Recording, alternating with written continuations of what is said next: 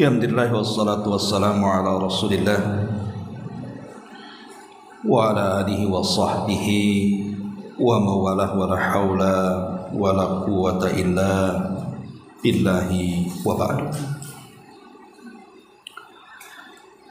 Alhamdulillah, di pagi duha ini kita masih bisa berkumpul di Masjid Nurul Hidayah. Kemudian juga salawat dan salam tetap kita hadiahkan kepada Rasul kita Nabi besar Muhammad sallallahu alaihi wasallam. Baik, kita akan lanjutkan kajian kita masih membahas kitab 175 jalan ke surga. Dan kita masuk pada poin ke-25, halaman 74, tentang keagungan membaca ayat kursi. Dan sesungguhnya ayat kursi adalah salah satu sebab jalan menuju surga. Di sini Nabi sallallahu alaihi wasallam bersabda, "Man qara'a ayatal kursi dubura kulli salatin lam yamna'uhu min dukhulil jannata illa an yamuta."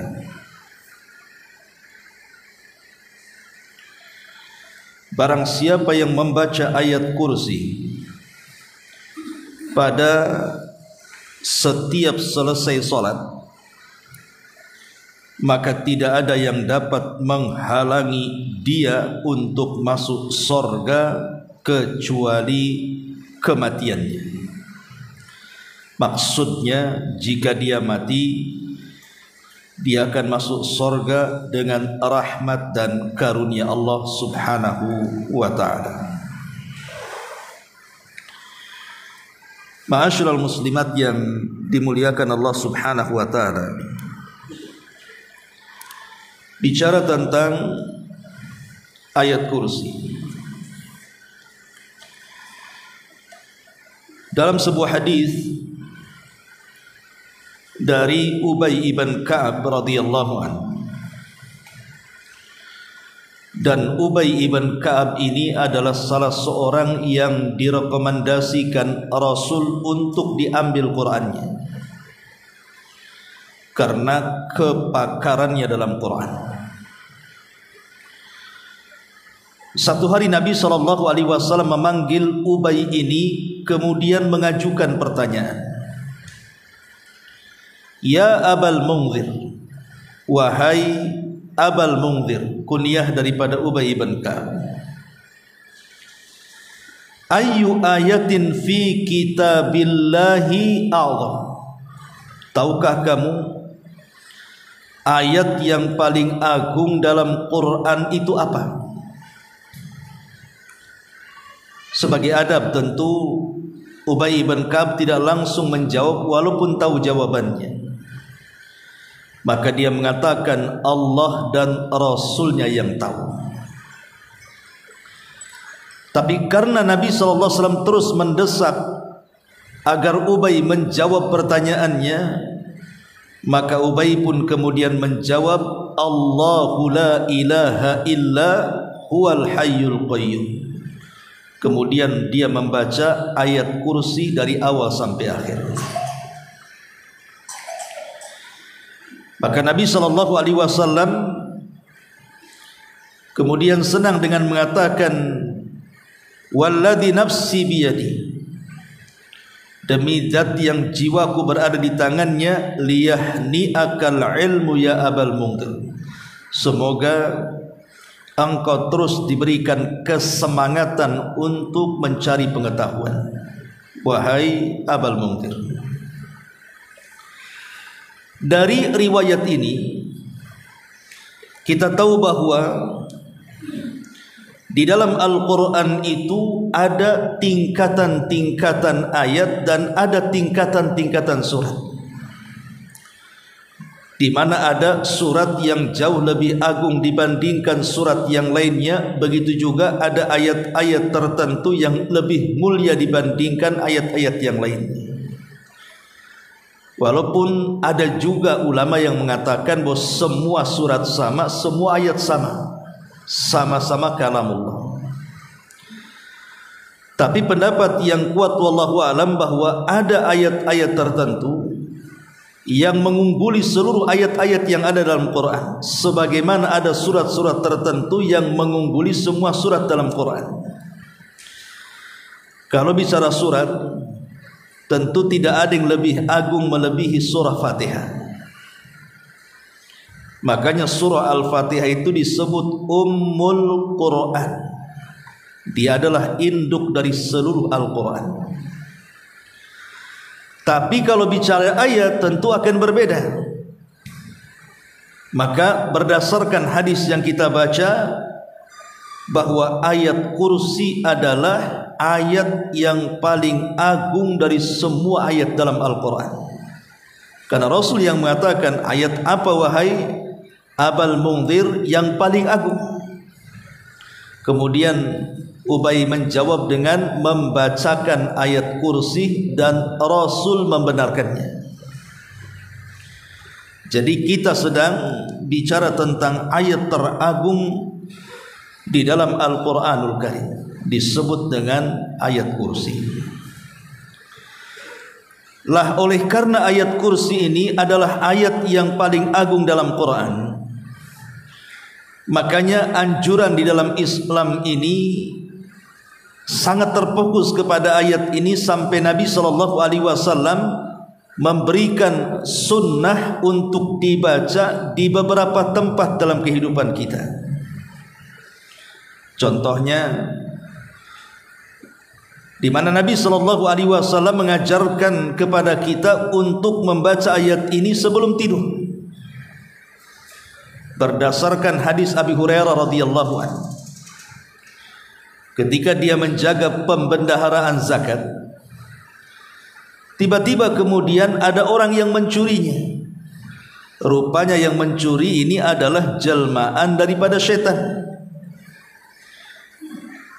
Lah di ujung riwayat, setelah kemudian Abu Hurairah menangkap 2 kali dan yang ketiga kalinya dia tidak akan melepaskan pencuri ini. Tapi tiba-tiba pencuri ini mengatakan kepada Abu Hurairah, "Ya Abu Hurairah, maukah ku ajarkan kepadamu satu ayat dalam Quran yang kalau kau baca sebelum tidur, maka syaitan tidak mungkin mendekatimu dan engkau akan dijaga oleh Allah sampai terbangun." Kemudian syaitan ini mengajarkan ayat kursi kepada Abu Hurairah, dan Abu Hurairah pun melepaskannya. Keesokan harinya Nabi SAW bertanya, "Kenapa kau lepas pencuri itu wahai Abu Hurairah?" Maka Abu Hurairah menjelaskan bahwa dia mengajarkan kepadanya ayat kursi, dan Rasul mengatakan, "Sadaqaka wa huwa kadzub." Untuk hal ini dia benar, tapi yang lainnya yang namanya setan itu pendusta. Kemudian Rasul mengatakan, "Tahu enggak siapa yang kau tangkap itu 3 malam berturut-turut wahai Abu Hurairah?" Abu Hurairah enggak tahu. Kata Rasul, "Dia adalah syaitan." Dari sini bahwa Rasul SAW membenarkan ucapan setan kepada Abu Hurairah bahwa siapapun yang membaca ayat kursi sebelum tidur, maka setan tidak mungkin dekat kepadanya dan dia akan mendapatkan penjagaan Allah sampai terbangunnya. Ini yang pertama. Yang kedua, juga dianjurkan membaca ayat kursi itu saat kita mengalami ketakutan. Jadi kalau ibu sendirian dalam rumah, suami tak ada, hujan pula deras, listrik pula mati, anjing tetangga pula ribut aja, ya. Sekali lilin tak ada, handphone baterai low, bed, kan ketakutan jadinya, ya. Lah dalam posisi ketakutan itu, maka baca saja ayat kursi. Baca ayat kursi karena ayat ini bisa menangkal godaan-godaan setan. Karena ketakutan itu selain daripada tabiat setiap manusia punya watak seperti itu, ada yang ditimbulkan dari godaan setan. Memang setan datang untuk menakut-nakuti kita. Mungkin lewat bayangan, gorden goyang-goyang disangka setan. Mungkin boleh jadi dengan bunyi-bunyi, seng pula ribut karena kena angin. Mungkin boleh jadi karena sebuah suara angin dan begitu seterusnya. Setan itu akan menggunakan semua media untuk menakut-nakuti kita. Maka untuk supaya rasa takut kita hilang, maka baca ayat kursi. Kemudian yang ketiga, inda dukhulil baiti, saat masuk ke dalam rumah. Makanya ada asar dari Abdurrahman ibn Auf radhiyallahu an, apabila dia masuk ke rumahnya, maka dia akan menuju pojok-pojok rumah kemudian membacakan ayat kursi. Untuk apa? Tujuannya adalah untuk mengusir setan dari rumah. Itu asar daripada Abdurrahman ibn Auf radhiyallahu anhu. Atau seperti bab yang kita baca hadis hari ini, kita diperintahkan atau dianjurkan membaca ayat kursi setelah sholat. Ya.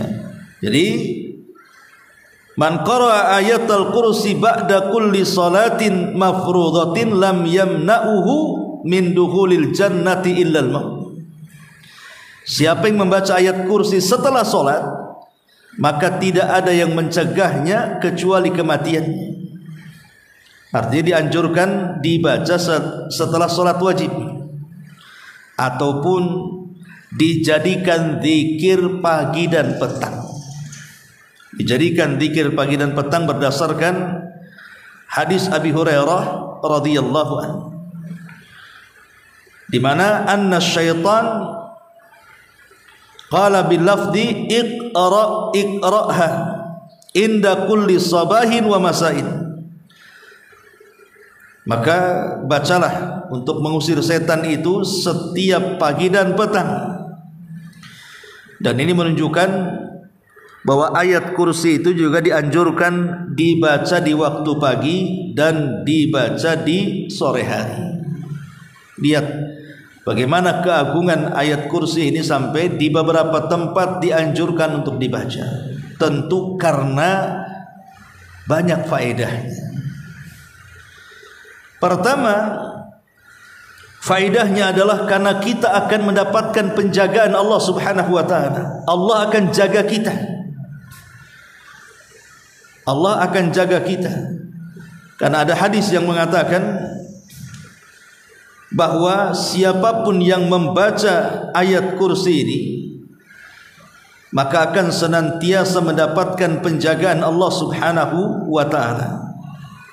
Yang kedua, untuk menghindarkan diri dari keburukan setan. Berdasarkan hadis Abu Hurairah tadi.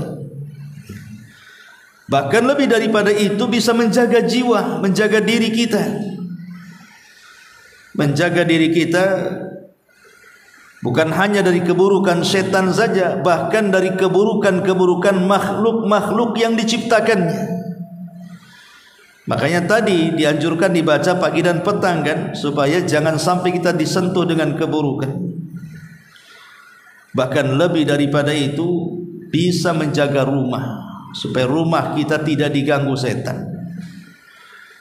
Bahkan yang lebih luar biasanya adalah di mana orang yang membaca ayat ini menjadi sebab dari sebab-sebab jalan menuju surga Allah Subhanahu wa taala.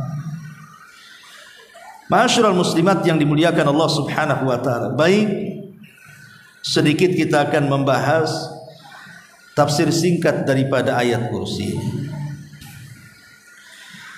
Allah Subhanahu wa taala memulakan ayat kursi ini dengan kalimat tauhid. Allahu la ilaha illa huwal hayyul qayyum.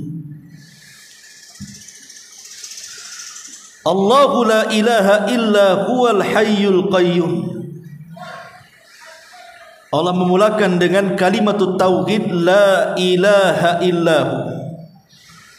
Allah adalah sesuatu yang tidak ada Tuhan yang berhak disembah kecuali Dia semata. Subhanallah. Inilah salah satu kenapa ayat kursi itu adalah ayat yang paling agung dalam Quran, karena dimulakan dengan tauhid. Allahu la ilaha illahu. Kalimat tauhid la ilaha illallah inilah yang kemudian menjadikan ayat ini luar biasa. Karena kita tahu bahwa la ilaha illallah adalah miftahul jannah. Dia adalah kunci daripada kunci surga. Dan karena kalimat inilah Allah ciptakan langit dan bumi dan alam semesta. Karena kalimat ini pula Allah subhanahu wa ta'ala utus para nabinya. Karena kalimat ini pula Allah turunkan kitab-kitabnya. Dan karena kalimat ini pula lah terbedakan antara hak dan yang batil, dan disyariatkan jihad di masa Nabi SAW dan sebelumnya para nabi dan rasul.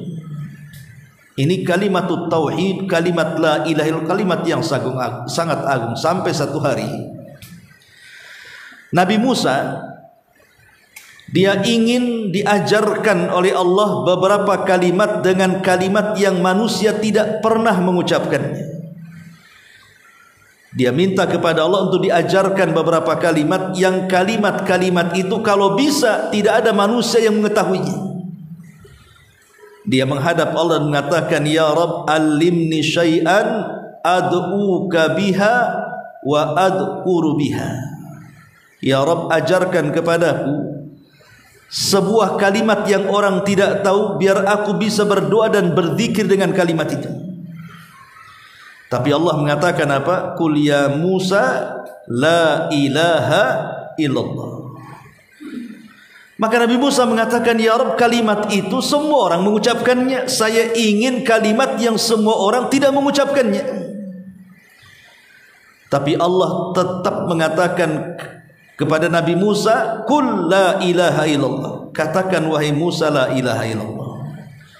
Kemudian Allah memberikan alasannya, Ya Musa, Lau anna samawati sab'i wal aradina sab'i fi kifatin wa la ilaha illallah fi kifatin la rajahat bihinna la ilaha illallah. Wahai Musa, tahu enggak bobot kalimat ini? Seandainya langit dan bumi dan lapisan-lapisannya diletakkan di sebuah neraca, kemudian kalimat itu diletakkan di neraca satunya dalam satu timbangan, tentu kalimat itu jauh lebih berat dibandingkan bumi dan langit dan seisi keduanya. Begitulah bobot kalimat tauhid la ilaha illallah. Makanya didahulukan di sini dengan kalimat tauhid, Allahu la ilaha illahu. Kemudian Allah mengatakan Al-Hayyu Al-Qayyum. Al-Hayyu Al-Qayyum, yang maha hidup dan yang maha berdiri sendiri. Subhanallah. Kalimat Al-Hayyu Al-Qayyum ini adalah kalimat yang sangat agung. Kenapa? Karena dua kalimat Al-Hayyu dan Al-Qayyum ini menurut sebagian para ulama adalah nama-nama agung yang kalau ibu gunakan untuk berdoa pasti diijabah, yang kalau ibu gunakan untuk meminta pasti akan diberikan permintaannya. Makanya ada sebuah riwayat dari Abu Umamah radhiyallahu anhu. Beliau mengatakan, Ismullahil a'zam alladhi idza du'iya bihi ajab. Sesungguhnya nama-nama Allah yang agung Apabila orang berdoa dengan menyebut-nyebut nama itu, dipastikan dikabulkan doanya. Kemudian kata beliau, fi suwari thalathin, dan itu ada di 3 surat. Pertama Al-Baqarah, yang kedua Al-Imran, dan yang ketiga Toha. Adapun dalam Al-Baqarah, Allah mengatakan dalam surah atau ayat yang kita sedang baca, ayat kursi, karena ayat kursi bagian daripada surah Al-Baqarah. Allahu la ilaha illa huwal hayyul qayyum. Yang kedua dalam surah Al-Imran, di permulaan surah Al-Imran Allah mengatakan Allahu la ilaha illa huwal hayyul qayyum. Dan dalam surah Toha ayat 111, wa anatil wujuh lil hayyil qayyim. Inilah 3 surat dalam Quran yang memuat kalimat Al-Hayy Al-Qayyum, dan oleh sebagian para ulama dianggap sebagai 2 nama yang sangat agung, yang kalau kita berdoa dikabulkan, yang kalau kita minta pasti diberi. Lihat, ayat kursi dimulakan dengan Ismul A'zam, nama Allah yang sangat agung, Al-Hayyu Al-Qayyum. Dan kalimat Al-Hayy artinya Allah Maha Hidup, dan Allah tidak pernah didahului dengan kematian, dan tidak mungkin juga diakhiri dengan kematian. Allah itu akan senantiasa dan terus menerus, dan akan langgeng dalam sifat kehidupannya. Adapun Al-Qayyum berdiri tegak, berdiri sendiri, tidak berhajat kepada siapapun, bahkan yang lain berhajat kepada Allah Subhanahu wa ta'ala. Itulah Al-Qayyum. Seperti Allah mengatakan As-Samad, semua manusia bergantung kepada Allah. Itu bagian daripada makna Al-Qayyum. Ma'asyiral muslimat yang dimuliakan Allah Subhanahu wa ta'ala, ketika kemudian setelah Allah menyebutkan 2 namanya Al-Hayyu Al-Qayyum, kemudian Allah mengatakan la ta'khudhuhu sinatun wa la naum, Allah tidak mengantuk dan tidak pula tidur. Seolah-olah kalimat ini sangat erat kaitan dengan kalimat Al-Hayyu Al-Qayyum.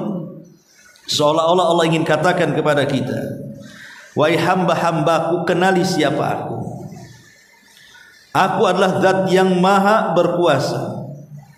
Aku adalah zat yang maha perkasa. Aku adalah zat yang maha kaya raya. Aku adalah zat yang maha mampu untuk menghukum siapapun, dan aku pemilik segalanya. Artinya kalau kalian sedang berhajat kepada aku, mintalah kepada aku. Kalau kalian memang memiliki memerlukan pertolongan, mintalah pertolongan kepada aku. Kalau kalian berhajat kepada rizki, mintalah rizki kepada aku. Kalau kalian sedang dalam kondisi terkena musibah, maka berdoalah kepada aku. Karena aku tidak mungkin disentuh dengan perasaan takut, perasaan kantuk, apalagi tidur. Semua permintaan kalian pasti ku dengar dan ku ijabah. Itu makna Al-Qayyum. Kemudian setelahnya la ta'khudhuhu sinatun wa la naum. Allah tidak akan pernah tidur. Karena kalau Allah sekali-kali tidur kayak kita, sekali-kali tidur umpamanya, kasihan nanti saat hambanya berdoa Allah tak dengar, karena dia tidur kan. Nanti hambanya pula kemudian merasa kemudian tidak digubris doa-doanya.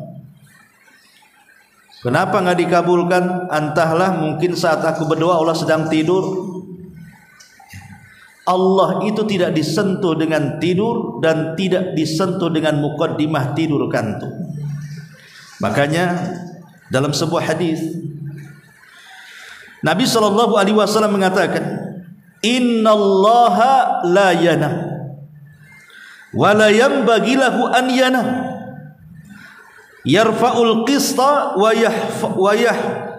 yahfaduhu.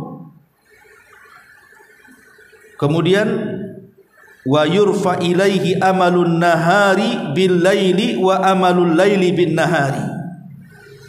Kata Nabi, sungguh Allah tidak akan pernah tidur. Dan tidak layak juga atau mustahil juga Allah tidur. Dia akan mengangkat dan menurunkan timbangan mizan dan amal manusia pada setiap siang hari diangkat kepadanya, dan setiap malam hari juga amalannya akan diangkat, dan amal manusia pada malam itu akan senantiasa juga diangkat seperti siangnya. Jadi kalau Allah Subhanahu wa taala tertidur, macam mana orang-orang yang kemudian memanjatkan doa? Ada orang yang sedang sedih, pengen penyakitnya sembuh, bermunajat kepada Allah, minta kesehatan, rupanya yang diminta sedang tidur. Ada orang yang kemudian sedang kemalangan ekonominya, minta kepada Allah agar supaya ekonominya dilancarkan, rupanya yang diminta sedang tidur. Nanti banyak kemudian permintaan hamba tidak dikabulkan karena dia tidak tahu masalahnya. Menunjukkan bahwa dua sifat ini bukan sifat Allah. Karena mengantuk dan tidur itu adalah sifat yang kurang sempurna. Karena dua perkara itu sudah Allah anugerahkan kepada siapa? Kepada kita. Makanya Allah mengatakan, wa min rahmatihi an ja'ala lakumul laila wan nahar litaskunu fihi wa litabtagu min fadlihi wa la'allakum tashkurun. Dan karena rahmatnya Dia jadikan untuk kamu malam dan juga siang, supaya di malam hari kalian bisa tidur, bisa istirahat, dan di siang hari kalian bisa mencari nafkah dan rezeki. Jadi dua sifat ini sempurna bagi manusia, tapi tidak sempurna bagi Allah Subhanahu wa taala. Sebab kalau seandainya ada manusia tidak pernah ngantuk, ada manusia tidak pernah tidur, maka kita katakan sakit orang itu. Kan ada itu penyakit yang tidak bisa tidur kan, sampai dia baru bisa tidur kalau minum obat gitu, penenang, baru dia bisa tidur. Dan kalau dia bisa tidur kemudian terbangun tuh sehat luar biasa. Ya, karena ngantuk dan tidur itu bagian dari kesempurnaan sifat manusia. Tapi ini tidak berlaku kepada Allah Subhanahu wa taala. Sebab kalau seandainya Allah tersentuh dengan sifat ngantuk dan tidur, bahaya, Bu. Bahaya sekali. Kenapa? Ada satu kisah di zaman Nabi Musa. Jadi Nabi Musa alaihi salatu wassalam bertanya kepada Jibril, apakah Rabb kita ini tidur wahai Jibril? Seperti kita kadang tidur kadang tidak tidur gitu ya. Maka Allah Subhanahu wa taala perintahkan kepada Jibril untuk membuat perumpamaan. Diambillah dua bejana berisi air. Kemudian Nabi Musa disuruh untuk memegang keduanya, berdiri tegap, jangan bergerak. Sampai kapan? Nanti kau lihat, kau akan tahu. Akhirnya dipegang begini terus. Lama Nabi Musa tidak tahan berdiri, akhirnya duduk. Tapi tetap dia pegang seperti ini. Ketika dia terduduk, tak tahan ngantuk, tiba-tiba terkejut bahwa bejana di salah satu tangannya jatuh, kemudian tumpah airnya. Kemudian beberapa saat kemudian ngantuknya makin berat, dia tidak tahan, jatuh lagi yang satunya, tertumpah airnya. Kemudian Jibril mengatakan, ya Musa, kalau seandainya Allah ngantuk sebagaimana perasaan kamu, maka kondisi alam semesta persis seperti bejana yang ada di tanganmu itu. Bisa tabrakan planet-planet itu, bisa kiamat ya. Kalau Allah sempat ngantuk apa tidur apa enggak bahaya. Ibu saja seandainya nih ngantuk ya, naik motor nanti pulang dari Puskopkar ke rumahnya di mana ngantuk, kemudian tidur masih jalan terus, kita kira sampai rumah enggak? Kalau sampai Tamyang iya, tapi kalau sampai rumah kan enggak, bisa ditabrak orang atau nabrak orang kan gitu. Nah ini kan bahaya. Orang tidur kan ngantuk itu, ibu nih lagi masak tidur ya. Mungkin kodeknya udah sampai kualinya tuh, jangan masuk pula kemudian ke kompornya. Lah orang manusia saja kalau tidur ngantuk ini bahaya. Mimbabil aula walillahil matsalul a'la. Maka tentu bahayanya Allah kalau sampai ngantuk dan tidur bisa menghancurkan segalanya. Makanya Allah mengatakan la ta'khuduhu sinatun wala naum. Kemudian Allah Subhanahu wa taala mengatakan lahu ma fis samawati wa ma fil ardh. Kepunyaan Allah lah apa yang ada di langit dan di bumi. Kalimat ma ini ma mausul, memiliki makna umum. Artinya semua yang ada di langit dan di bumi ini adalah milik Allah. Tidak ada sedikit pun dari milik kita hambanya, bahkan kita juga milik Allah Subhanahu wa taala. Ma'asyiral muslimat yang dimuliakan Allah Subhanahu wa taala. Di sini Allah Subhanahu wa taala ingin menjelaskan tentang kekuasaannya. Bahwa Allah pemilik langit, bahwa Allah pemilik bumi.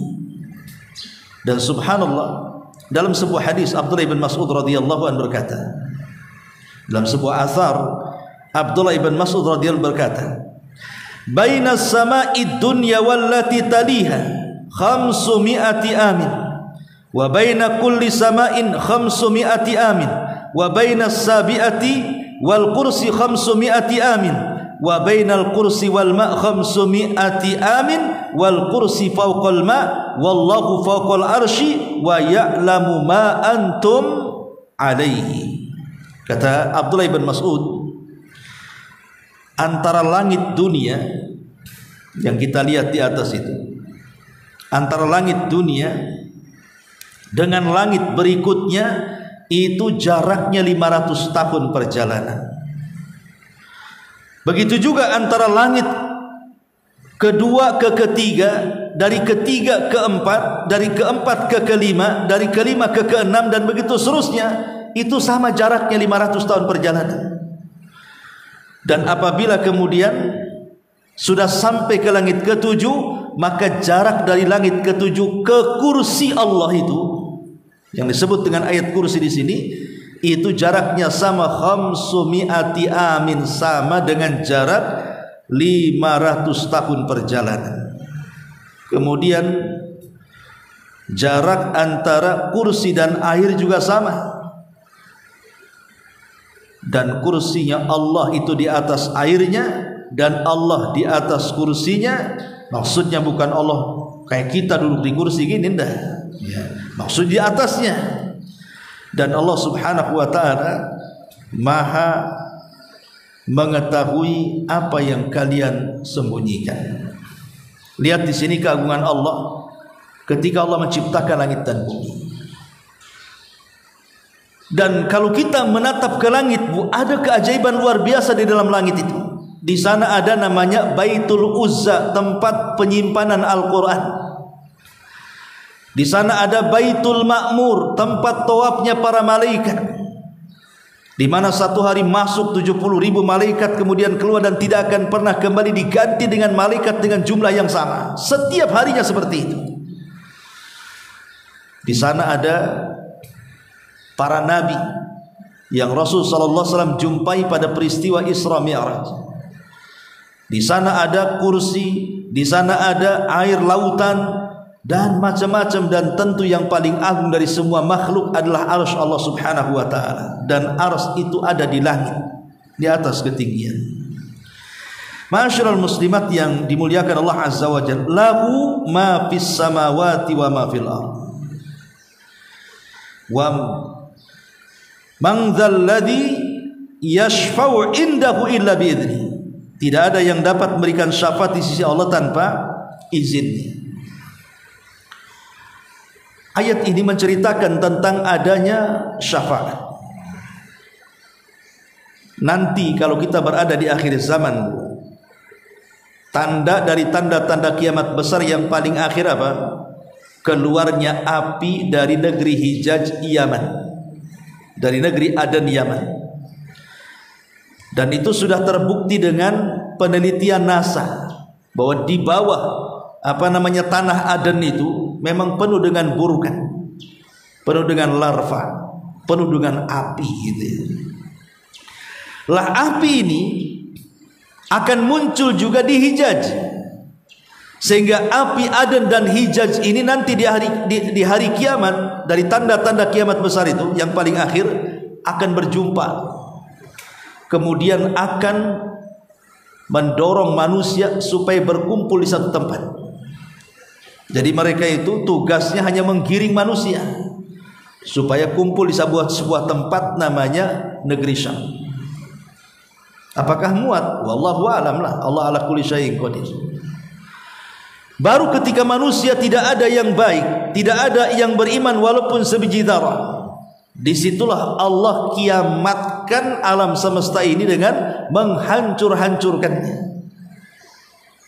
Sampai kemudian akhirnya bumi yang kita pijak sudah tidak berbentuk lagi karena Allah hancurkan, dan Allah ganti dengan bumi yang baru. Ketika kemudian Allah Subhanahu wa taala mengganti bumi yang baru, maka Allah turunkan hujan. Hujan inilah yang kemudian mengenai setiap tulang ekor manusia, karena dalam diri setiap kita itu punya tulang ekor, dan tulang ekor itulah yang tidak akan dimusnahkan alias dikekalkan.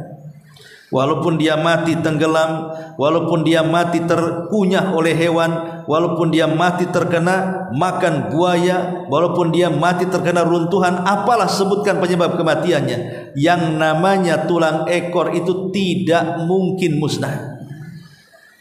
Karena dari situ kita dibangkitkan.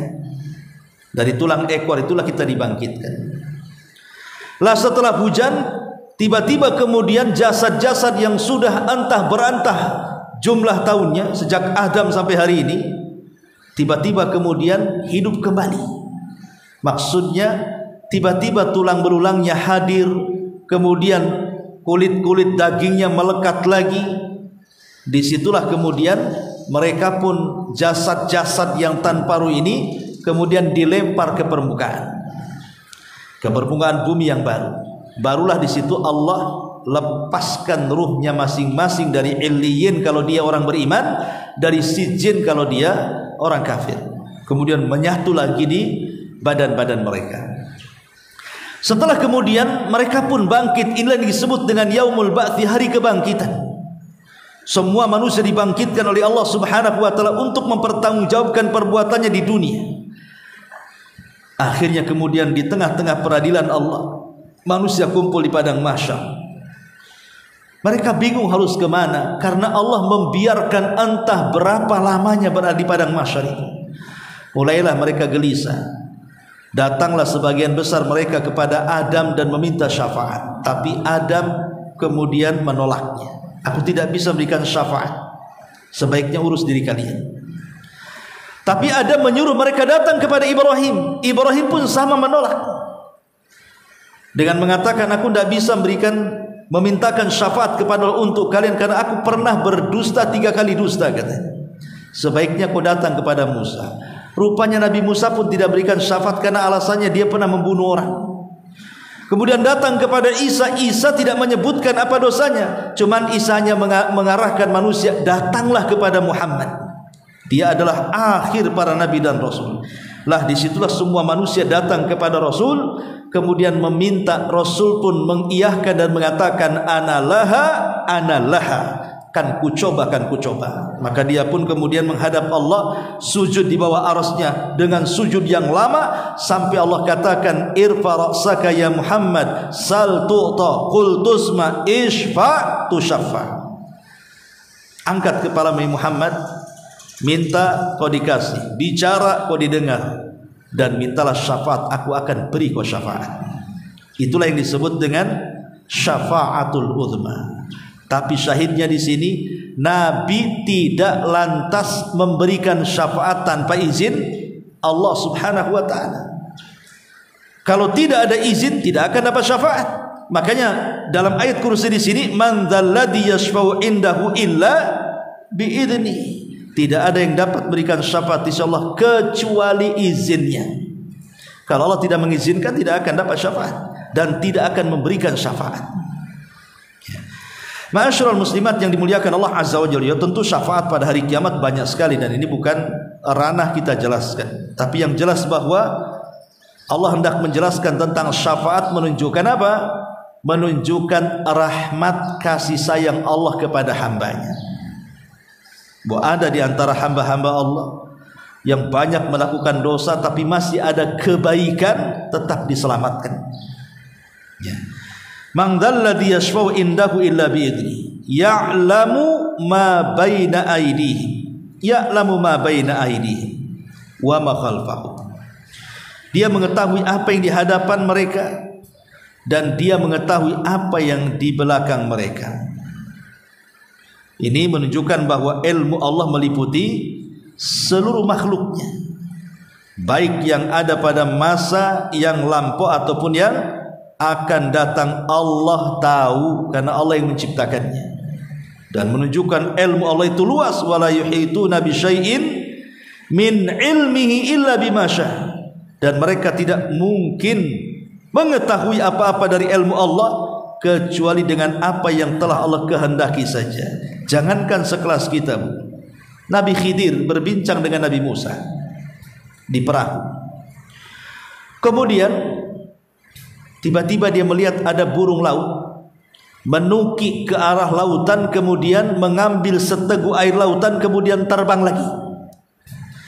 Kata Khidir kepada Musa, ya Musa, ilmuku dan ilmumu itu seperti satu teguk burung laut itu. Adapun ilmu Allah ini lautannya. Itu sekelas Musa. Bahwa rupanya ilmu yang dianugerahkan Allah kepada kita, sehingga di antara kita ada yang jadi profesor, jadi doktor, jadi insinyur atau apalah sebutkan orang-orang cerdas itu, penemu. Rupanya itu hanyalah ilmu yang setitik yang diteguk burung itu. Itulah yang diperebutkan semua manusia. Sementara ilmu Allah itu seluas-luasnya bentangan laut yang kita lihat. Kemudian Allah mengatakan, wala yuhituna bi syai'in min ilmihi illa bima syaa. Wasi'a kursiyyuhus samawati wal ardh. Kursinya Allah meliputi langit dan bumi. Bicara kursi, kursi disebutkan di dalam Al-Quran, wasi'a kursiyyuhus samawati wal ardh. Kursinya Allah meliputi langit dan bumi. Ada yang mengatakan kursi itu adalah arsy. Arsy itu kursi, ya kursi itu arsy, ya.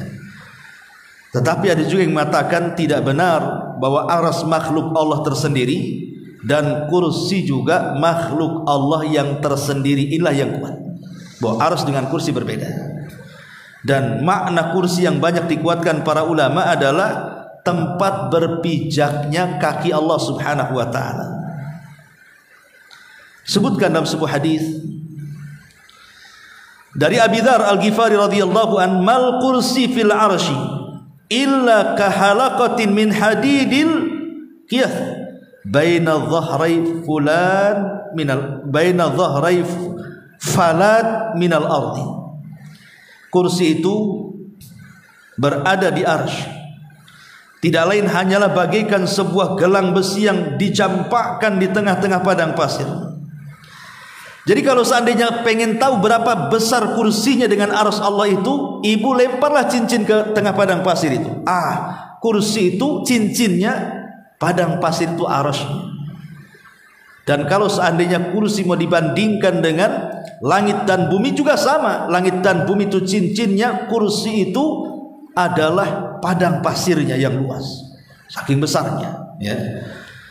Jadi ini makanya kenapa ayat kursi itu ayat yang ditakuti, karena memiliki keagungan. Kemudian Allah mengatakan wala ya'uduhu hifdhuhuma, wala ya'uduhu hifdhuhuma wa huwal aliyyul azim. Dan dia Allah tidak merasa berat untuk memelihara keduanya, dan Allah Maha tinggi lagi Maha benar. Jadi ketika Allah Subhanahu wa ta'ala mengurusi langit dan bumi itu nggak akan lelah. Lain contoh mamanya ibu ya, ngurus rumah, rumahnya besar pula kan itu. Anggap saja rumah sultan, ibu nyapu sendirian 4 lantai, kan ada lelahnya kita ini. Itu baru ngurus satu rumah tuh, cemana kau diamanahi 2, 3, 4 rumah kan. Nggak pingsan kita merawatnya. Manusia tersentuh dengan kepayahan saat bertugas, tapi Allah tidak pernah tersentuh dengan itu. Makanya Allah mengatakan dalam surah Fatir ayat 41, innallaha yumsikus samawati wal ar antazula wala in zalata in amsakahuma min ahadi min ba'di innahu kana haliman ghafura. Sungguh Allah menahan langit dan bumi supaya jangan lenyap. Dan sungguh jika keduanya akan lenyap, tidak ada seseorang pun yang dapat menahan kecuali Allah Subhanahu wa taala. Sungguh Dia Maha Penyantun lagi Maha Pengampun. Lihat ayat ini, bahwa langit itu berada di genggaman Allah. Subhanallah, tidak ada satupun penyanggah langit. Coba keliling dunia, ada enggak satu penyanggah yang menyanggah langit? Tidak ada. Langit itu tanpa tiang. Padahal dia bentuk bangunan, Bu. Kenapa tidak jatuh? Kuasa siapa ini kalau bukan kuasa Allah Subhanahu wa taala? Dan Dia Maha Tinggi, maksudnya Maha Tinggi adalah di mana Allah Subhanahu wa taala berada di atas ketinggian, ketinggian zatnya, ketinggian sifatnya, ya. Dan begitu seterusnya. Kemudian juga Al-Azim, Maha Besar, karena tidak ada yang lebih besar dibandingkan Allah Subhanahu wa taala. Inilah di antara kandungan sekilas ayat kursi, singkat saja, Bu, ya. Saya kira untuk materi saya cukupkan sampai di sini, ya. Silakan kalau ada yang mau bertanya, kita batasi.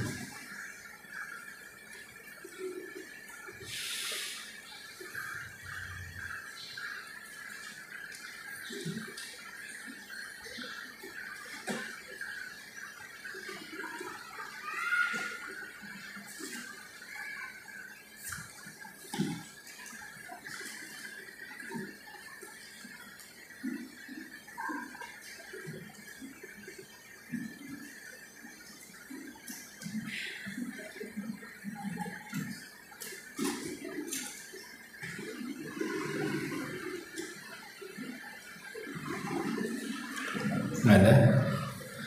Baik, kalau nggak ada kita tutup dengan doa kafaratul majlis. Subhanallah bihamdika asyhadu an la ilaha illa anta astaghfiruka wa atubu ilaik. Allahu ta'ala alam. Assalamualaikum warahmatullahi wabarakatuh.